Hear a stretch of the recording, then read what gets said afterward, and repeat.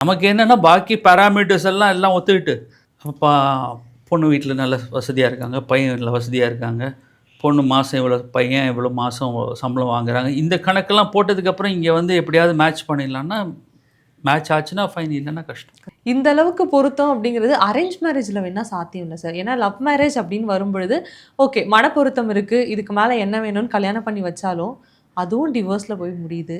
ஒன்றுமா love மேரேஜ்னு வந்ததுக்கப்புறம் ஜாதக பொருத்தம் பார்க்காதீங்கன்னு சொல்லுவேன். ஓகே.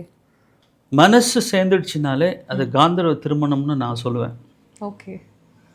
திருமணம் ஆனதுக்கப்புறம் அப்புறம் என்னத்தை போய் பார்க்குறது? மனசெல்லாம் ஒத்து வந்தது, 2 பேரும் உயிரே உயிரே அப்படின்லாம் டான்ஸ் எல்லாம் ஆடியிருப்பாங்க. ஆனால் என்ன ஆகும், இந்த சப்சிக்வெண்ட்டாக இது மாதிரியான ஒரு தசாபக்தி காலங்கள் வர்றப்போ அதுக்கு உண்டான நல்லதுன்னா நல்லது பிரமாதமாக இருக்கும், இல்லைன்னா நெக்ஸ்ட் எபிசோட் அப்படிங்கிற மாதிரி போயிடும்.